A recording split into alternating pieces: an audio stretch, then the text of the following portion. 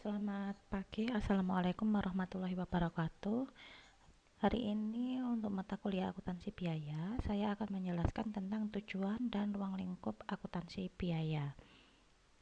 Yang pertama, definisi dan tujuan akuntansi biaya, di mana menurut Firdaus dan Fasila, akuntansi biaya adalah bagian dari akuntansi manajemen, di mana merupakan salah satu dari bidang khusus akuntansi yang menekankan pada penentuan dan pengendalian biaya. Sedangkan menurut Mulyadi, menjelaskan bahwa akuntansi biaya adalah suatu bidang akuntansi yang tujuan utamanya untuk menyajikan laporan-laporan suatu satuan usaha atau organisasi tertentu untuk kepentingan pihak internal dalam rangka pelaksanaan proses manajemen yang meliputi proses pencatatan, penggolongan, peringkasan, dan penyajian biaya, pembuatan dan penjualan produk.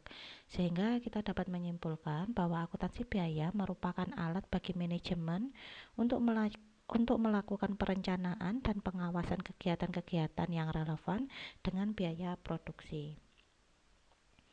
Menurut Mulyadi, tujuan dari akuntansi biaya adalah di mana tujuan dan manfaat akuntansi biaya adalah menyediakan salah satu informasi yang diperlukan manajemen dalam mengelola perusahaan, yaitu informasi biaya yang bermanfaat. 1. Menentukan cost produk. 2. Pengendalian biaya dengan tepat dan teliti. 3. Pengambilan keputusan khusus oleh manajemen. Tujuan dari akuntansi biaya adalah untuk perencanaan, pengendalian, dan pengambilan keputusan.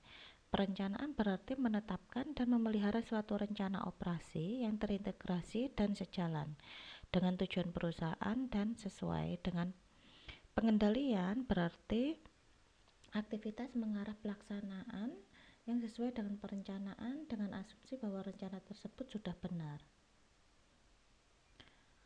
Peran akuntansi biaya, di mana menurut Dartel, akuntansi biaya memperlengkapi manajemen dengan alat yang diperlukan untuk aktivitas perencanaan dan pengendalian, perbaikan kualitas dan efisiensi, serta pengambilan keputusan, baik yang bersifat rutin maupun yang bersifat strategik. Pengumpulan, penyajian, dan analisis dari informasi mengenai biaya dan manfaat membantu manajemen untuk menyelesaikan tugas-tugas berikut. Yang pertama, membuat dan melaksanakan rencana dan anggaran untuk operasi dalam kondisi kompetitif dan ekonomi yang telah diprediksi sebelumnya. Suatu aspek penting dari rencana adalah potensinya untuk memotivasi agar berkinerja dengan cara yang konsisten dengan tujuan perusahaan. Yang kedua, menetapkan metode perhitungan biaya yang memungkinkan pengendalian aktivitas, mengurangi biaya, dan memperbaiki kualitas. Yang ketiga, mengendalikan kuantitas fisik dari persediaan dan menentukan biaya dari setiap produk dan jasa yang dihasilkan untuk tujuan penetapan harga dan untuk evaluasi kinerja dari suatu produk, departemen, atau divisi. Selanjutnya, menentukan biaya dan laba perusahaan untuk periode akuntansi 1 tahun atau periode lain yang lebih pendek, di mana hal ini termasuk menentukan nilai persediaan dan harga pokok penjualan sesuai dengan aturan pelaporan eksternal. Yang kelima, memilih di antara dua atau lebih alternatif jangka pendek dan jangka panjang yang dapat mengubah pendapatan atau biaya. Akuntansi biaya merupakan bagian dari akuntansi keuangan dan akuntansi manajemen, di mana akuntansi keuangan atau financial accounting merupakan bidang akuntansi yang menyajikan informasi keuangan terutama ditujukan kepada pengguna eksternal atau pihak luar perusahaan, di mana pihak luar perusahaan seperti yang telah dijelaskan sebelumnya terdiri atas berbagai pihak yang berkepentingan, meliputi pemegang saham, calon pemegang saham, kreditur, pemerintah, dan lain sebagainya. Informasi ini juga digunakan oleh pimpinan tertinggi perusahaan, eksekutif manajemen, sebagai pihak yang bertanggung jawab atas kegiatan perusahaan secara keseluruhan. Informasi keuangan tersebut merupakan bentuk pertanggungjawaban manajemen perusahaan kepada pemilik perusahaan atau pemegang saham.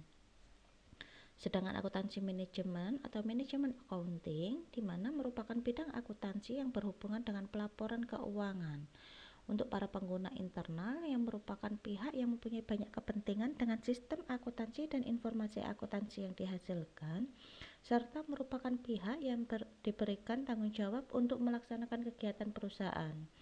Pengguna internal yang dimaksud di sini adalah manajemen perusahaan, baik tingkat atas, tingkat menengah, dan tingkat pertama. Hubungan akuntansi biaya dengan akuntansi keuangan dan akuntansi manajemen bisa dilihat di bagian berikut, di mana akuntansi manajemen untuk pengguna internal ada penentuan harga jual, kemudian menentukan biaya standar atau biaya sesungguhnya, serta biaya pengganti. Kemudian dengan tujuan akuntansi biaya yaitu penentuan harga pokok. Kemudian aspek akuntansi keuangan untuk pengguna eksternal adalah hasil akhirnya berupa penyusunan laporan keuangan sesuai prinsip akuntansi yang lazim.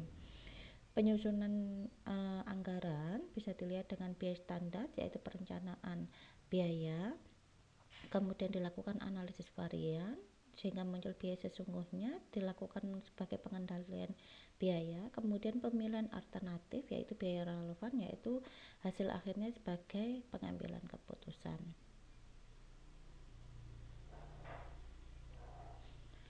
Akuntansi keuangan dan akuntansi manajemen memiliki kesamaan. Yang pertama, kedua tipe akuntansi tersebut merupakan sistem pengolah informasi yang menghasilkan informasi keuangan. Yang selanjutnya, yang kedua, tipe akuntansi tersebut berfungsi sebagai penyedia informasi keuangan yang bermanfaat bagi seseorang untuk pengambilan keputusan, di mana pengambilan keputusan memerlukan informasi untuk pemilihan alternatif yang dihadapinya. Di antaranya adalah informasi keuangan, di mana informasi keuangan ini dihasilkan oleh akuntansi. Nah, perbedaan pokok antara akuntansi keuangan dan akuntansi manajemen, di mana dari segi pemakai utamanya, akuntansi keuangan digunakan oleh para manajer puncak dan pihak luar perusahaan, sedangkan akuntansi manajemen para manajer dari berbagai jenjang organisasi. Lingkup informasi perusahaan secara keseluruhan. Untuk akuntansi keuangan, akuntansi manajemen bagian dari perusahaan. Fokus informasi dari akuntansi keuangan berorientasi pada masa lalu, sedangkan akuntansi manajemen berorientasi masa yang akan datang. Rentang waktu untuk akuntansi keuangan kurang fleksibel, biasanya mencakup jangka waktu kuartalan, mid-year, atau tahunan. Sedangkan untuk akuntansi manajemen fleksibel sekali, bisa harian, mingguan, bulanan, dan bisa tahunan. Kemudian kriteria bagi informasi akuntansi dibatasi oleh prinsip akuntansi yang lazim. Untuk akuntansi manajemen tidak ada batasan kecuali manfaat yang diperoleh oleh manajemen dari informasi dibandingkan dengan pengorbanan untuk memperoleh informasi tersebut. Pokok perbedaan disiplin sumber ilmu ekonomi, akuntansi manajemen ilmu ekonomi dan psikologi sosial. Pokok perbedaan isi laporan berupa ringkasan mengenai perusahaan sebagai keseluruhan. Untuk akuntansi keuangan, laporan bersifat rinci mengenai bagian dari perusahaan, sedangkan sifat informasinya, ketepatan informasi merupakan hal yang paling penting dari akuntansi keuangan, sedangkan akuntansi manajemen unsur taksiran dalam informasi adalah yang paling besar. Peran controller dalam pengendalian manajemen perusahaan, di mana pengendalian merupakan upaya untuk mengadakan perbandingan secara terus-menerus antara pelaksanaan atau hasil yang sesungguhnya dengan program-program atau anggaran yang telah disusun, dan dengan segera melakukan tindakan perbaikan atas penyimpangan yang berarti atau terhadap kegagalan yang dialami untuk memenuhi hasil yang hendak dicapai. Controller tidak melakukan fungsi pengendalian dalam perusahaan secara keseluruhan, di mana dia hanya membantu manajemen dalam melakukan pengendalian sesungguhnya atas operasi atau kegiatan-kegiatan perusahaan yang berada di bawah kewenangan mereka. Akan tetapi, untuk unit organisasi dipimpinnya atau controller dapat secara langsung melakukan fungsi pengendalian. Dalam membantu manajemen melakukan fungsi pengendalian, controller menyediakan laporan-laporan beserta analisis-analisis yang diperlukan. Informasi yang disajikan dalam laporan-laporan ini seyogyanya menunjukkan keadaan atau jumlah sesuatu yang perlu mendapat perhatian dari pimpinan perusahaan atau manajemen. Baiklah, itu tadi presentasi dari saya atau penjelasan dari saya. Silakan berikan kesimpulan pada kolom komentar. Saya akhiri. Selamat pagi. Assalamualaikum warahmatullahi wabarakatuh.